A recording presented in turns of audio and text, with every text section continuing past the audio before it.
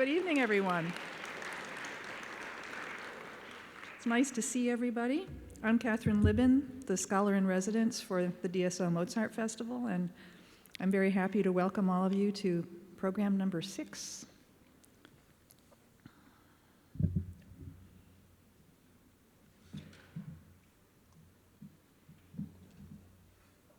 In 1798, Franz Niemetschek, a schoolmaster and a lover of music in Prague, published an important book, the first biography of Mozart, which was full of first-hand accounts of the composer's visits to Prague, which he had witnessed on numerous occasions.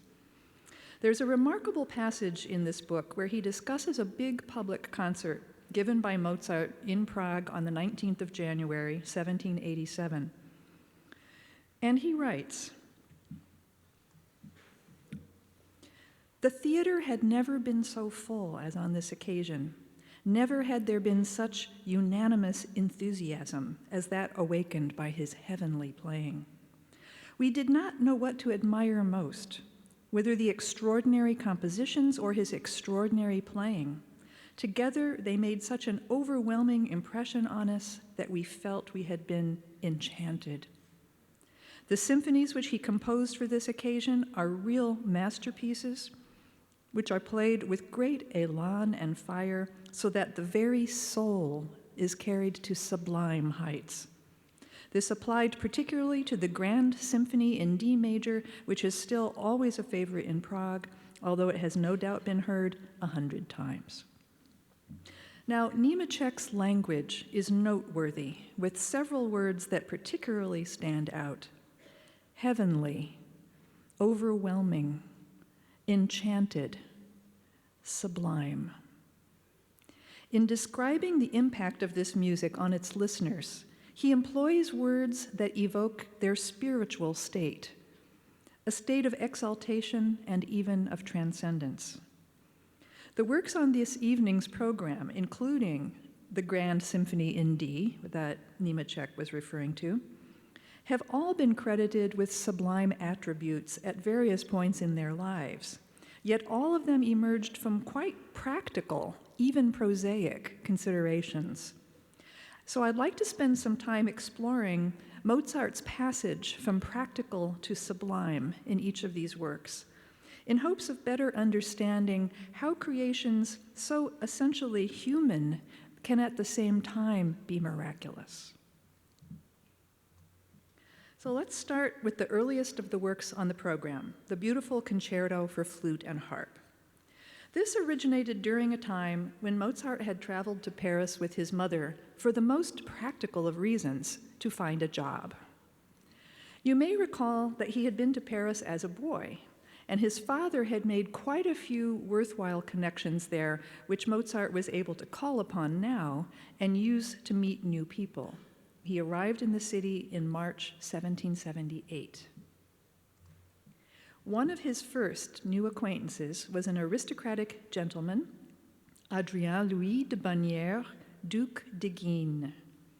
In letters home, Mozart's mother mentioned both that a duke had commissioned concertos for flute and harp, and also that her son was spending 2 hours every day tutoring the duke's daughter in composition. These lessons took place at the home of the noble father and daughter, a grand house on Paris's left bank known as the Hôtel de Castries. It may still be seen today. Mozart filled in more details about this relationship in a fascinating postscript to one of his mother's letters. He writes, "The Duc de Guines, whose daughter is my composition pupil, plays the flute incomparably, and she plays the harp magnifique. She has a great deal of talent and even genius." Can you imagine being called genius by Mozart? Huh. "She especially has an incomparable memory. She can play all of her pieces, some 200, by heart. She strongly doubts, though, whether she has any genius for composition, especially in terms of ideas. But her father, who between ourselves is a bit in love with her, says that of course she has ideas. It's all nonsense. She just has to trust more in herself. And Mozart goes on to say that the Duke is quite particular about what he wants her to learn. Nothing big, no operas, no arias, no concertos, no symphonies, just large sonatas for her instrument and for mine. Then Mozart describes how he, with infinite patience, got her to try writing a minuet, or at least expanding on one as he wrote it, feeding it to her in tiny morsels, line by line and bar by bar. It's clear that she never quite caught on, though the lessons continued, since Mozart needed the income. The concerto Mozart wrote for the two of them is elegant and full of charm, and it surely reflects, as all his concertos did, the individual talents of the two musicians. The superb flute part was especially tailored for the Duke's own instrument, which had an extra joint that allowed him to play the low pitches D flat and C. Mozart took careful note of this and exploited them to advantage in this concerto. He has, in the first movement, a crescendo as the flute dips down to that C at a climactic moment. And again, in the slow movement, he employs the C at the bottom of a couple of dramatic leaps. He would not use those pitches again in any of his other music for flute. The harp part is also singular. It stands alone as Mozart's only harp music. The harp had not yet become an orchestral instrument and was mainly played by accomplished ladies, especially in France and England. If Mozart had spent more time in either place, we would likely have more harp music by him. Mozart's writing for it is very much like what he might write for keyboard. Both parts for flute and harp sound deceptively simple, but in fact they challenge the players, who have to play with agility and shape lyrical expressive lines at the same time. They're supported by only a very light orchestra with pairs of oboes and horns in the outer movements and nothing but strings for the central andantino. This transparency of texture is part of the work's special quality and demonstrates how Mozart can achieve extraordinary beauty with the simplest of means. The tender conversation between the two instruments, particularly in the slow movement, is one of its chief felicities, and certainly something close to heavenly. Sadly, we are returned to earth with the knowledge that the Duke failed to pay Mozart for this lovely work, so his practical reason for undertaking it actually came to naught. We're left only with the Sublime. He had much better fortune nearly 10 years later with the symphony now known as the Prague, which is what we'll hear first on this evening's program. More than once, Niemetschek referred to this symphony, so beloved by his city, as sublime. It might be helpful at this point to contextualize that term, which was much discussed by critics and philosophers in the 18th century and started being applied to music in the second half of the century. The idea of the sublime became explicitly linked to the symphony in an influential article by Johann Abraham Schultz, which was part of a 4-volume encyclopedia called The General Theory of the Fine Arts. Schultz wrote, "The symphony is excellently suited for the expression of the grand, the festive, and the sublime." Then he talks a bit about some of the functions of a symphony, and then he says this about the music.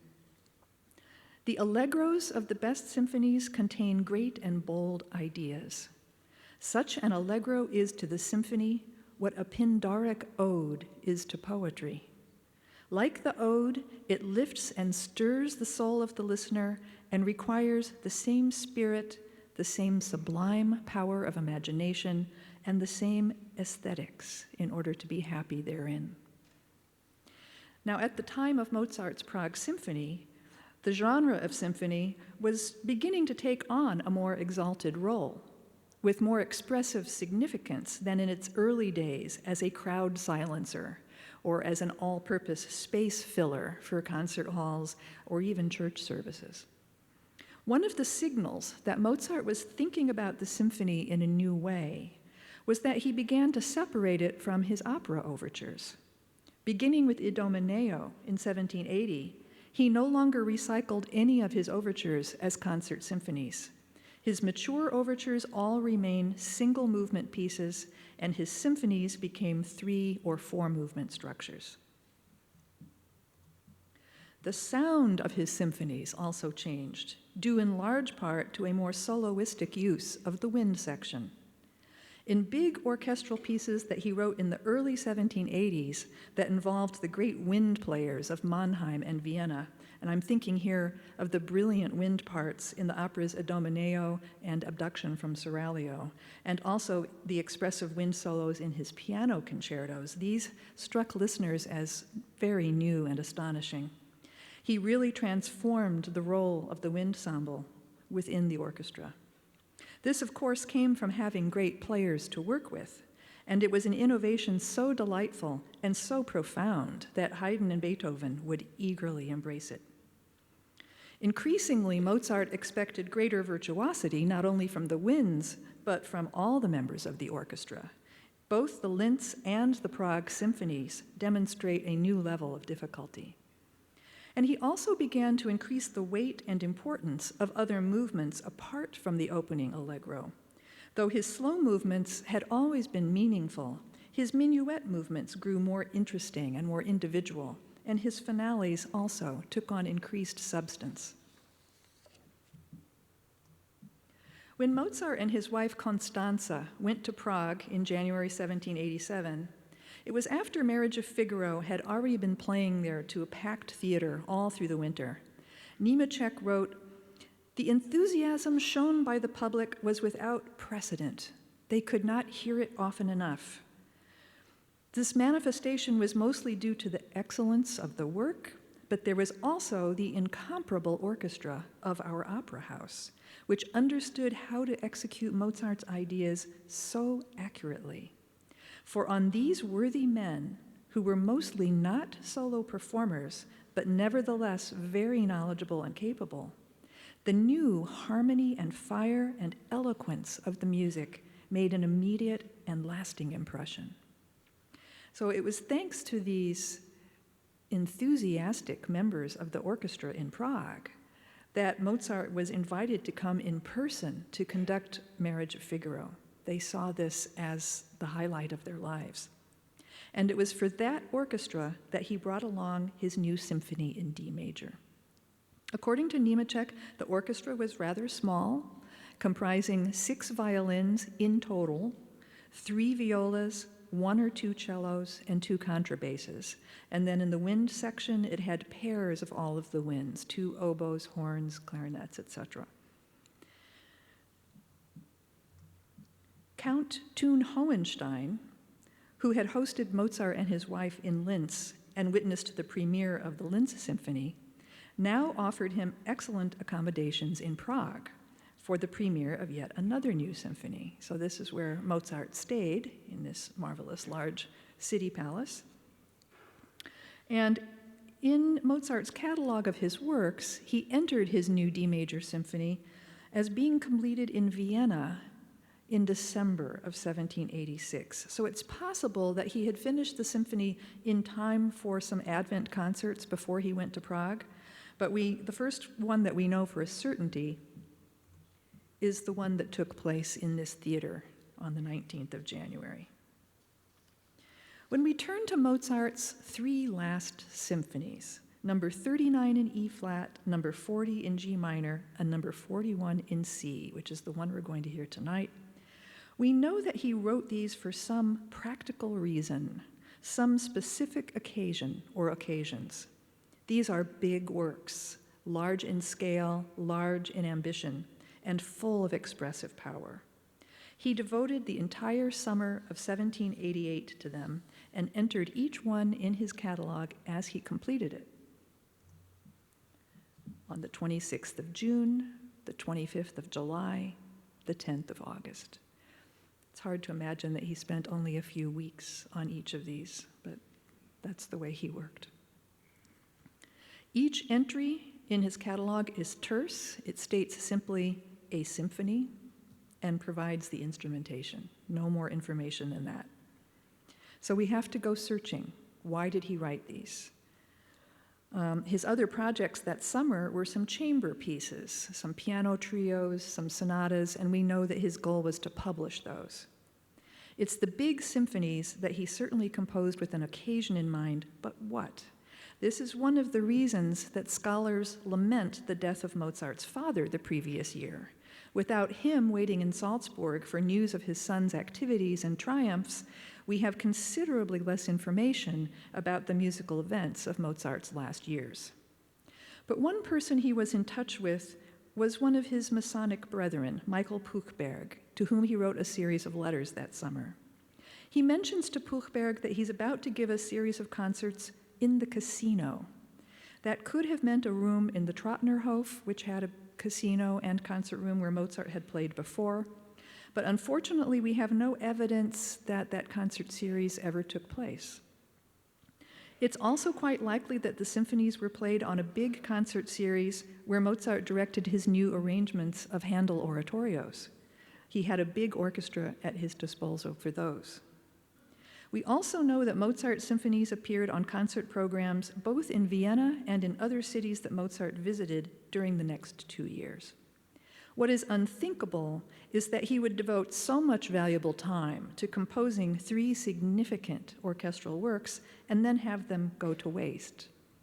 Though Mozart thrived on composition, calling it my beloved task, he didn't do it for its own sake, but to provide entertainment and instruction for others and income for himself and his family. The third work in Mozart's late symphonic trilogy is the one now known as the Jupiter. This nickname arose fairly early in the life of the work, but not with Mozart. Mozart's second son, Franz Xaver Wolfgang, said that it stemmed from the virtuoso violinist and conductor Johann Peter Salomon, who had arranged Haydn's trips to London in the 1790s and had hoped to bring Mozart there as well. The title Jupiter first appeared on concert programs in 1819 and 21 in Edinburgh and London. And Mozart's rival, the pianist Muzio Clementi, published a piano arrangement of the symphony that called it the Jupiter.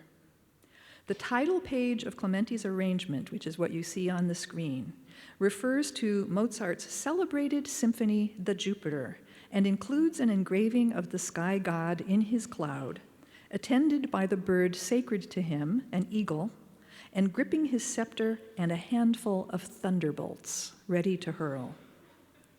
This brings us back to the idea of the sublime. The thunderbolt has been used as a metaphor for the sublime since classical antiquity.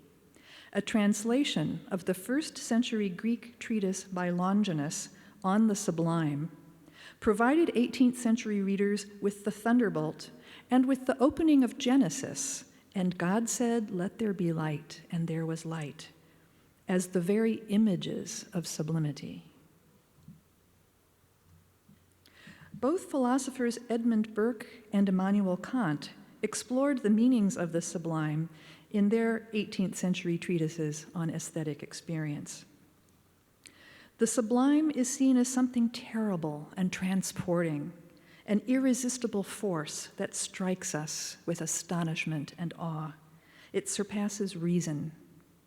Such terms have been applied to this symphony since early in its history, not only through its Jupiter designation, but in written responses to it.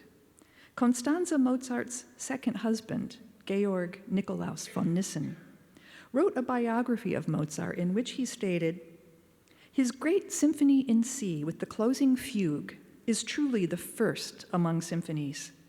In no work of this kind does the divine spark of genius shine more brightly and beautifully. All is heavenly harmony, whose tones, like a great noble deed, speak to the heart and enrapture it. All is the most sublime art, before whose power the spirit bows and is amazed." When Haydn would deliberately seek the sublime, setting the Let There Be Light text in his oratorio, The Creation, he also chose the brilliant key of C major to stun his listeners with. The very opening of Mozart's symphony, with its trumpets and drums, its pompous dotted rhythms that conjure up the French overtures of the Ancien Régime, its loud festive flourishes, seems designed to evoke a grand, dramatic style. The listener is shocked by the sudden disruption of a huge C minor chord. But then, shortly thereafter, we're treated to a rendition of one of Mozart's own arias, Un bacio di mano, accompanied very lightly with pizzicato strings. You'll be able to hear it quite readily.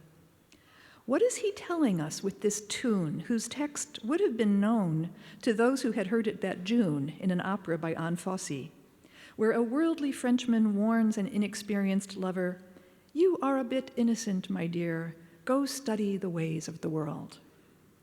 Perhaps Mozart is sending a message to other composers.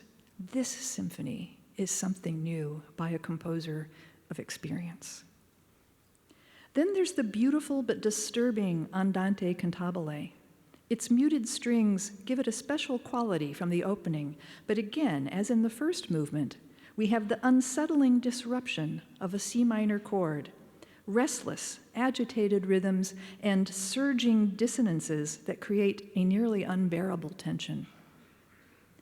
But it is the last movement, with its deceptively simple opening and the radical complexities of its fugal writing, that would draw the most attention in its own time and inspire the many references to Jupiter and the sublime.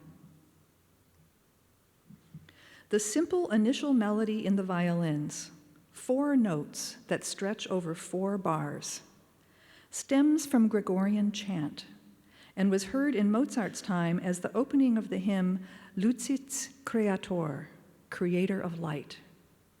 This tune, with the rapid repeated notes that follow it, was already used by Mozart in the credo of one of his early masses, and thus strongly suggests some internal spiritual meaning that it held for Mozart. What follows is a symphonic finale unlike any other in the period before Beethoven. Mozart will introduce 6 themes over the course of the movement's structure and then combine 5 of them together in a virtuoso display of fugal writing. He creates a vigorous, multi-voiced web of counterpoint that cannot readily be comprehended by the listener, only recognized as something transcendent. Immanuel Kant's most famous words and his epitaph come to mind here. 2 things fill the mind with ever new and increasing admiration and awe, the more often and the more steadily we contemplate them: the starry heavens above us and the moral law within us. Kant's starry heavens, Mozart's Jupiter, are 2 attempts to put into words something that lies beyond the reach of words. The musician who first called this work by the name Jupiter had clearly encountered something that he found surpassed elegance and charm, something astonishing, inexplicable, touched by divinity, sublime. All of us who love Mozart's music feel we have been touched by something ineffably beautiful. And music is a form of the sublime that, unlike the starry sky, is fundamentally and essentially human. Thank you very much.